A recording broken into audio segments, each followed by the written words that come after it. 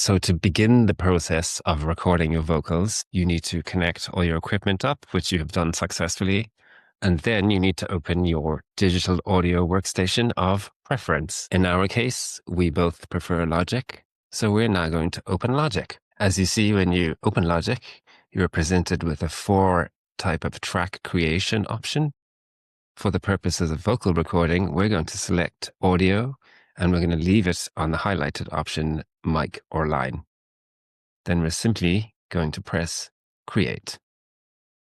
Now, as you can see, the track comes up and you can even hear my voice being picked up on the track. So let's write that in the sheet.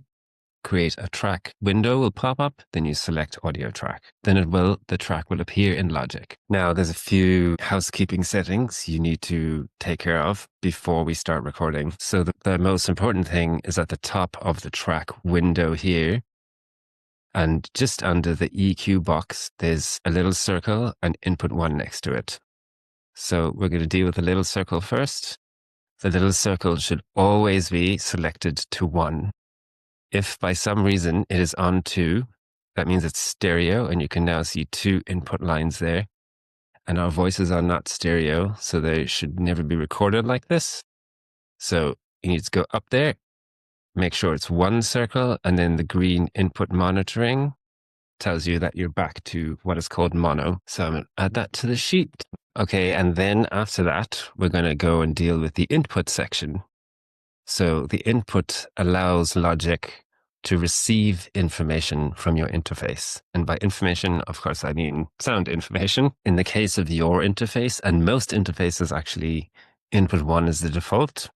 If it is not selected, you need to click on the input, go down to the input option in the menu, and click input 1. You can see on my computer, it is the only input, so I can't choose anymore.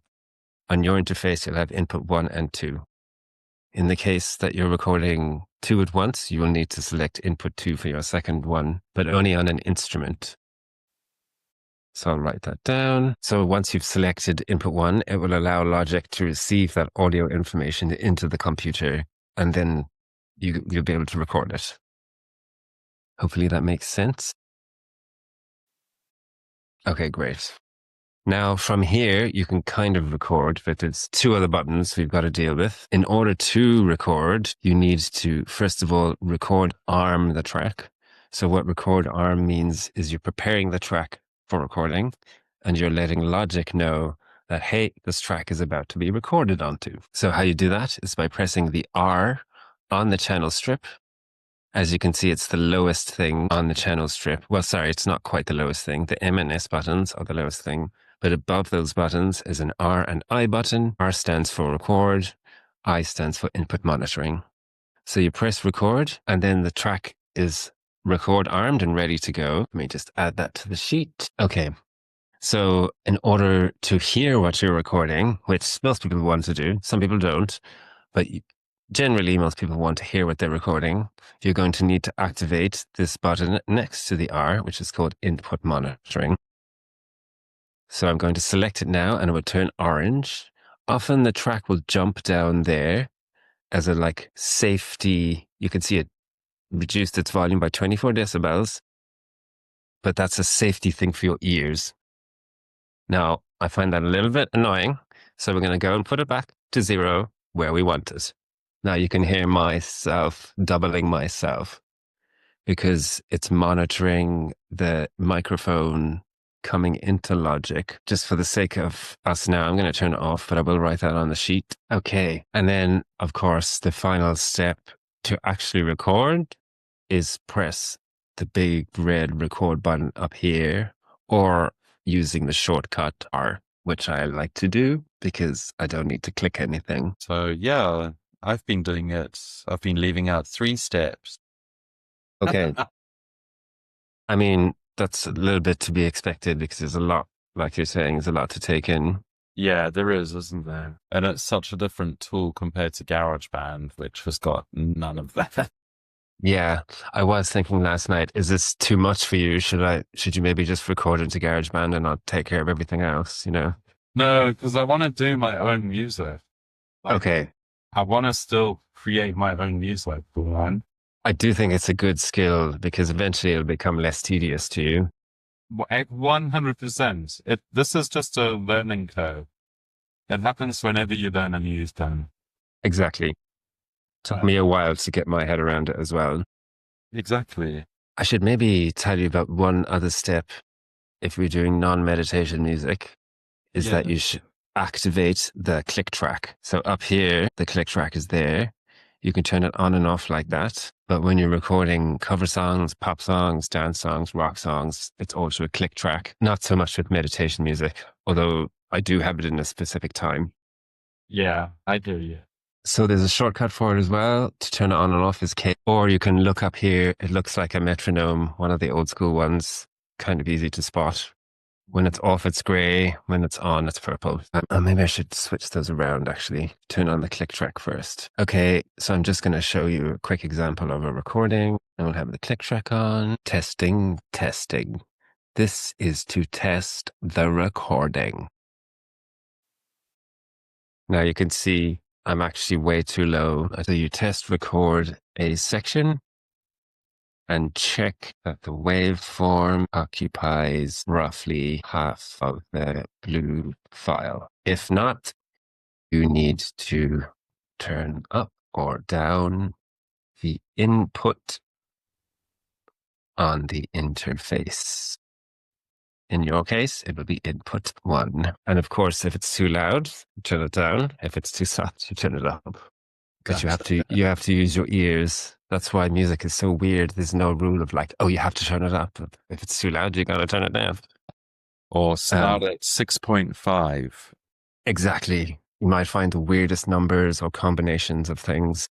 You Lord. saw yesterday you had to try twiddle the knob quite a few times to get it roughly in that range, you know. Okay, so now we're gonna basically do that test process. Now I'm going to make it easy by coming closer. And you can see here, you can sort of see this is going to distort. This is going to be way too far away. Yeah.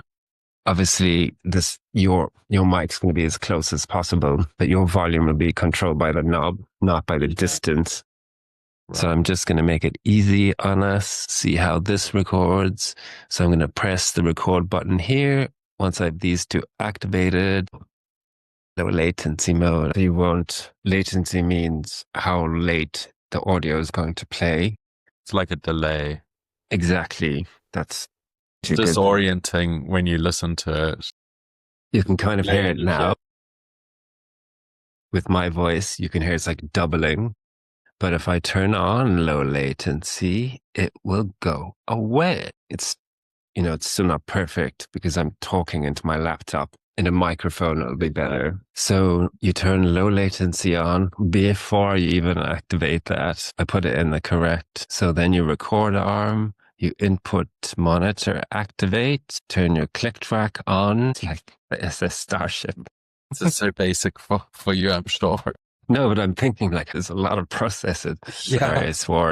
Now let's do a quick test record. We're going to press that button. And now we are test recording. So and when you test record, do you want to push it up into the orange and red distortion? No. You just want it to be like nicely in the middle. That's what you're looking for. Yeah, exactly. This mic is very sensitive. And sometimes if you shoot air out too fast, it distorts. Yeah.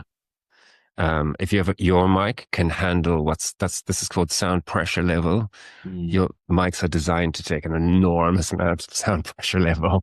I'm sure. You can basically scream. Think about Kurt Cobain screaming on that album, Nevermind. Exactly. The producer was like, Kurt would scream so much he'd have to go home after that take. Running through a like $4,000 microphone, clearly designed to take that level. But so that isn't great what I did. So, I do one more take and I turn up and down the thing. It's not the worst, but you want it to occupy about half. So it should go to about there. So the other two remaining halves on either side look like half together. I see that. It's not the worst, like I said, but we try aim for better. Yeah. And as I said to you, the reason is that we're getting too much what's called noise floor, basically getting too much sound of air molecules moving. And if you have it too loud, you saw it goes into the orange and the red, which is called distortion. You don't want it anywhere near those colors. Well, not anywhere near, but you don't want it in those colors. Yeah. Because you basically have to record it again otherwise. Yeah. Gotcha. Did I write that down? Select the levels. Test recorder section. Check the waveform occupies roughly half of the blue file. If you need to, turn up or down the input on the interface. Does that cover everything? Looks like it covers everything. Okay, in terms of...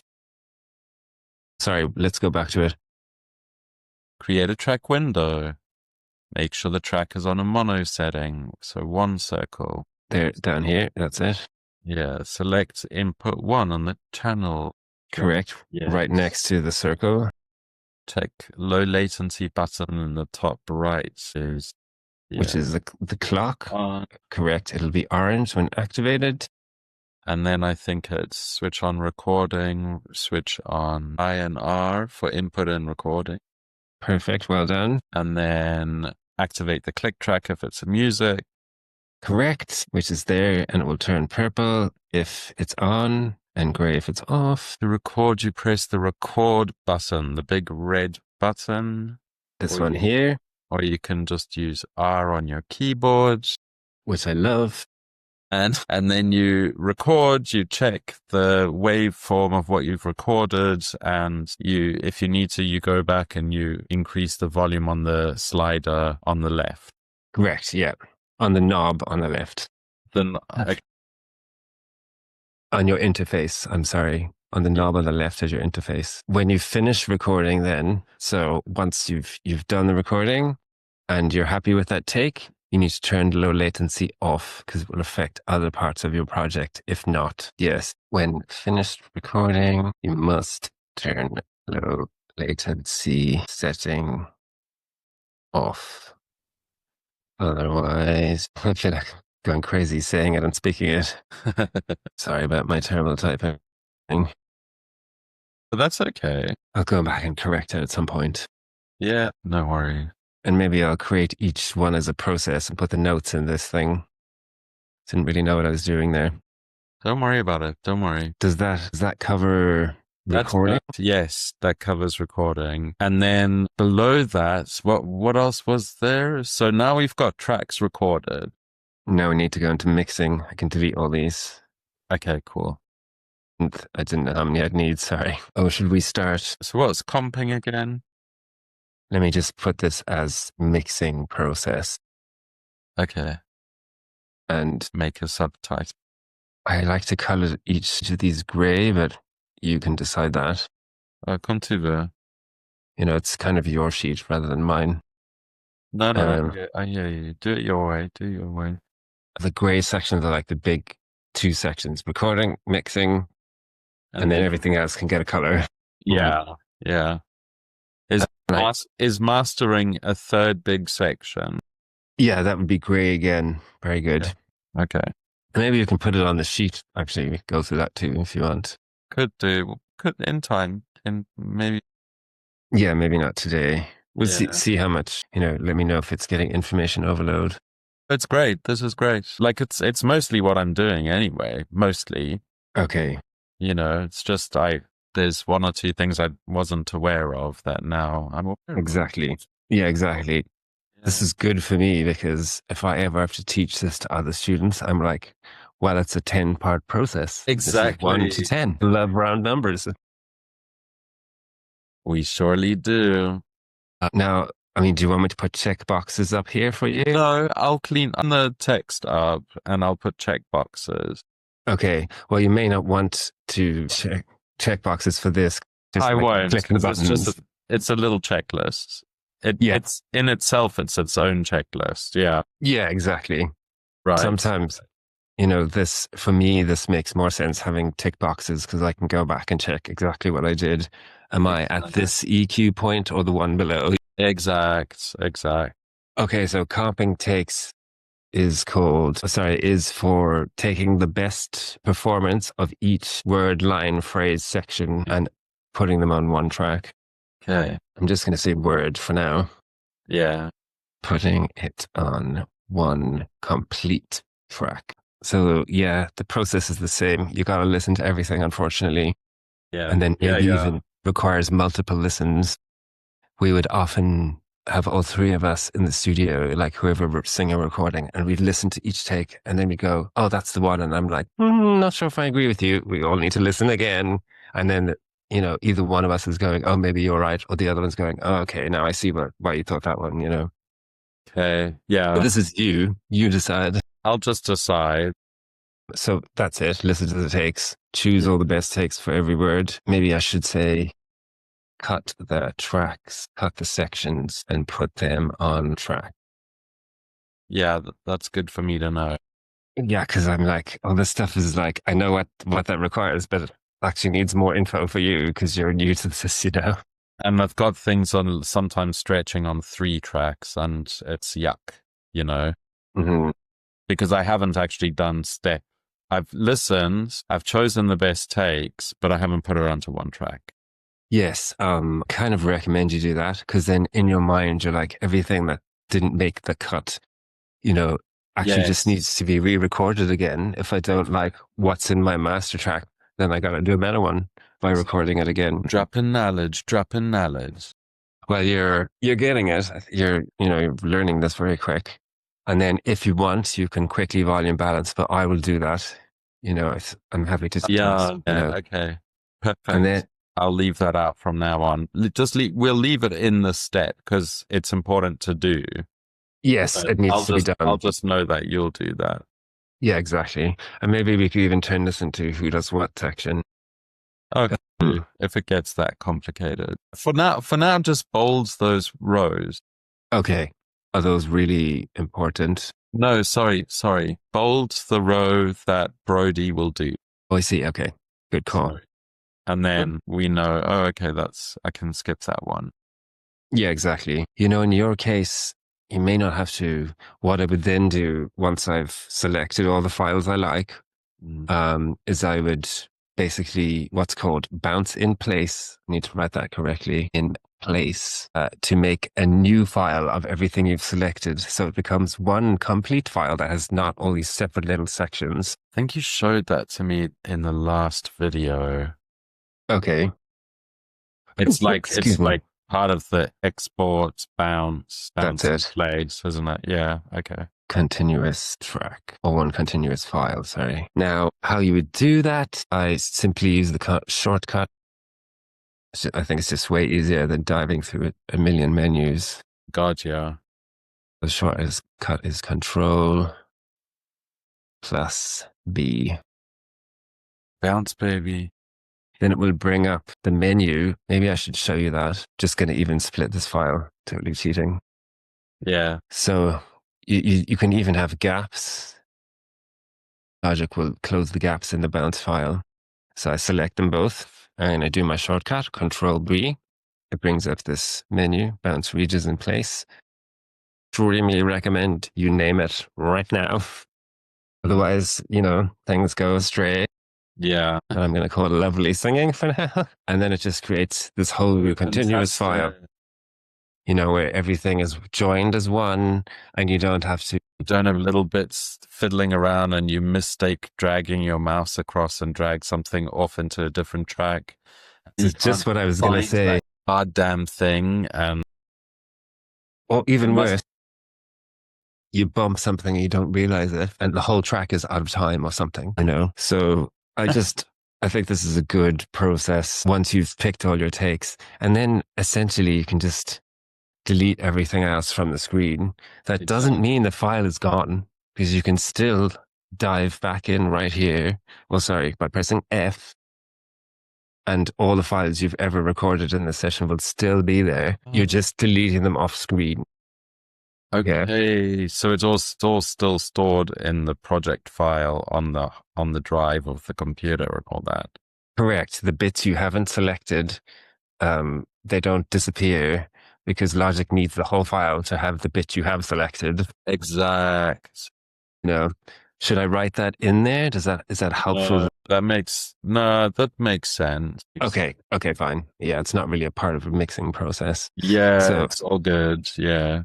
So you bounce it in place. And actually, I should have labeled it as comp, sorry, because if you label it as comp, you know that's the file directly after the one you've chosen all the bits. Got it. You know, you say vocal main comp, equal left comp, king vocal 3 comp, you Okay. know, Can and you then, in so Logic Pro label as comp for each file? Can you just do example? comp stands for compiled. You've compiled all the takes you want. Okay. Maybe I should put that in there. No, it's fine. It's fine. Yeah, Then you can. you've explained it to me. I'm like, oh, that's what comping is, compiling. Yes, I should have said that It's just first. it's just a simple. Well, no, It's an you're abbreviation. using the jargon. Mm, I'm learning it. So exactly. It must have come from the 60s because, yeah, it's not such a cool word now that anyone would use, but it's the commonly accepted term. it would have been something on tapes where you compiled stuff onto an actual Exactly. tape. My God, imagine trying to split a tape on the exact grid of a bar. Like, those people were geniuses. How did they do it? For real. So after you've done that and you've bounced everything in place as a comp file, the compiled file, you know that you have to go on to the next step, which is actually mixing. Comping is kind of mixing. It's part of the process, but Yeah. actual mixing now. First step, EQ. What I'm saying here, using the highest possible quality filters is basically using filters that don't affect the sound. And of course, using products that are as expensive as possible generally, but you're using Logics, which are very high quality. So there's no big deal Yeah. or, you know, there are a few plugins, free plugins I think you should get that will simplify your workflow that Logic doesn't have. But I don't know if you're ready to go down that road. I am totally ready to get simplified stuff immediately because it'll help me in the long run. Yeah, exactly. And then you can build like a channel strip that you can call like speaking, where you're speaking into that one, and or even have two different ones, you know, exciting meditation, super chilled meditation, Exactly. singing, shouting, backing Main vocals. vocal, backing vocal. Yeah. That's what I do. I have Brody setting and open it, and then I tweak it, and off I go. You know, Okay. everything, all every song I start is in the same template with the entire composition filled out, Yeah. you know, and then I tweak it from there. Mate, But mate, sorry. could I just ask you to open the second tab at the bottom and call it what did we just call? What are we just talking about? Plugins? But yeah, plugins, free And plugins. yeah, and then maybe we can like talk about that the next time. And we've got a thing where you can tell me, okay, look for this, look for this, look for this, and I can install it. Okay, yeah. Most of them are pretty easy to install. Okay. So EQ, now I'm just going to have to tweak this. So first thing to do, as you know, is EQ cut, which is low red, low cut filter in Logic. Yeah. You know, at 90 hertz, depends, you know, as I said, approximately 90 hertz. Maybe you found your voice was better at 83. Should I find some way of writing a prox in there? No, that's Okay. fine. Because You'll get that. I'll know that it's a prox. Yeah. Yeah, nothing's set in stone because everything depends on the source. Exactly. That's why there's no one cut solution for all, really. Exactly. Okay. So after you've done that EQ cut, you might need a boost around that, you know, 375, 400 area. And you wouldn't go crazy. Do it all subtle. I've written notes in there to add warmth. You start there. If you think your vocals is warm enough, don't add any more, you know, because that mic you got is really nice now. Then you'd go to 3K. You must certainly need to add 3K to everything, no matter how good the mic is. And then you EQ boost around 10K. Mine was 11 there, but I think around 10K to give some, your top shelf boost, sorry, around 10K to give it some sparkle. But I actually think you're good with this process because you've been doing it on quite a few projects now. And you would use Logic's EQ, use Logic's channel EQ for all of these. Okay, cool. Quantize the rhythm of these to the main track. Snap tightly and perfectly in time with each other and the main vocal. Okay. That note was nice and comprehensive. Perfectly comprehend. Now I'm just going to even use the same thing, right? And we're going to slightly nudge things at a time. So you can see here, Yeah. I basically want it to make it a bit more subtle. That's too dramatic. I want them all to line up. So this is where we create the master track to follow. Unfortunately, you can only have one per session. Maybe in groups, you could group them. I haven't investigated that. What do you mean one per session? So you can only have one that follows the vocal. You can't have one for the vocal, one for the violin, one for the ukulele. Gotcha. Which is a bit annoying. We'll have to investigate if groups can do it. We'll try that now, because then you can do it that way. Say, for example, you're recording a violin solo and you want to make them snap them exactly in time. You can just select, I want the violin on the left to be the main one, violin right, ping, ping, done. That would be very useful. So I'm going to go through that now in Logic, how to do that. We're going to call this, let's just call it main voc. Oh yeah, good point, because it will be an open comp file. Stick to your rules, Brody.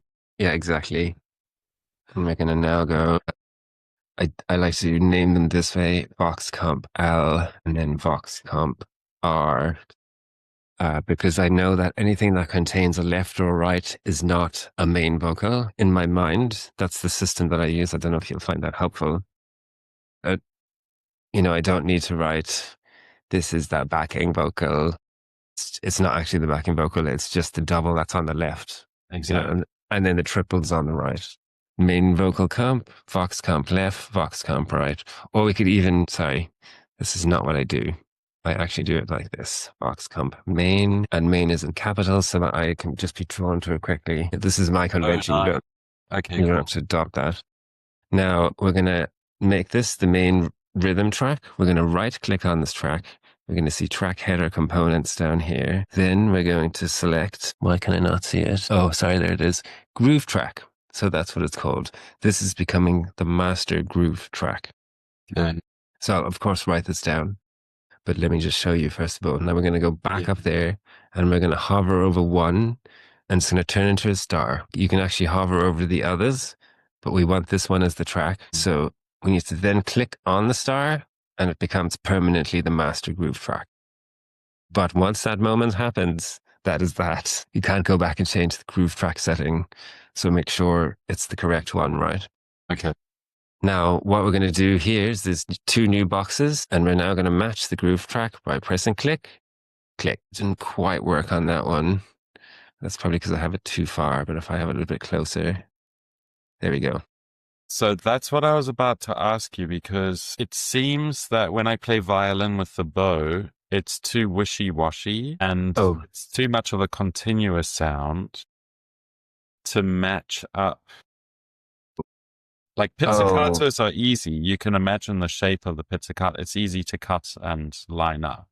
Okay. But bodes, harmony, like going down a scale. I mean, you'd be surprised at how good Logic is at it. But have you tried to do it with that kind of a sound? I've tried. But didn't work that well.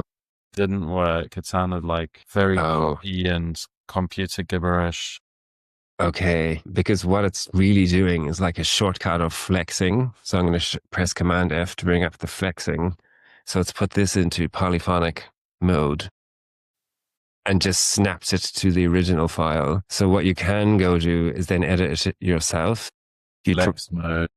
Yeah, that is a bit tedious and it defeats the point of it. But even if it still catches 70%. Yeah. 30% is. Well, it does a pretty good job, but you're right. Most of these things require a bit of human tweaking. Yes. Because even you might find that it snaps it perfectly, but it doesn't sound how you want it to.